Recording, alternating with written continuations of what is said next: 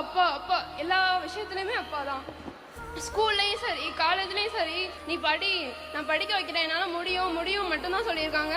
So அப்பா வந்து எனக்கு ரொம்ப பிடிக்கும். இந்த உலகத்திலே யாருன்னா வந்து அப்பா மட்டும்தான். ஸோ அப்பா அம்மா தங்கச்சி இவங்க 3 பேர் தான் என்னோட லைஃப் ஃபுல்லாமே.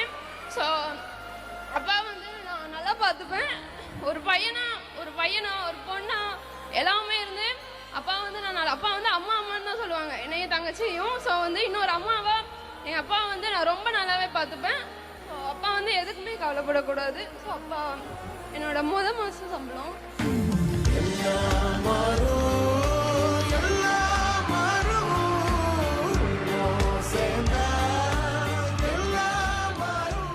என் மகளை படிக்கும்போது எல்லாரும் சொன்னாங்க, பொட்டை பிள்ளையை படிக்க வைக்காத, படிக்க வைக்காதான்னு சொன்னாங்க.